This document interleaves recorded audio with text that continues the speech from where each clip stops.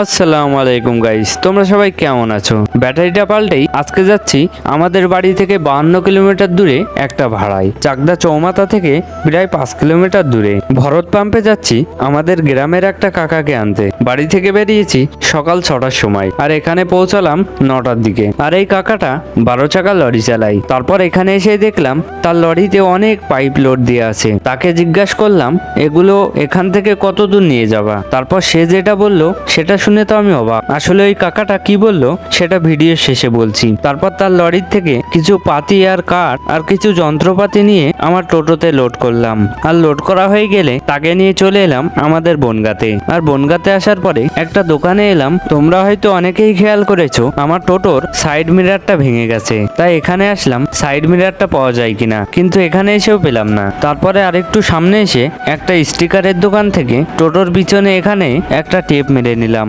আর এই টেপটার নাম তোমরা জেনে থাকলে অবশ্যই কমেন্টস করবা। আর এই টেপটার কি কাজ সেটা অন্য আর একটা ভিডিওতে বলবো। তারপর ওই কাকাদের বাড়িতে এসে সবকিছু নামিয়ে দিলাম। আর তখন ওই কাকাটা বলল এই পাইপগুলো নিয়ে নাকি 2000 কিলোমিটার যাবে। ব্লগটা এখানেই ইন করলাম।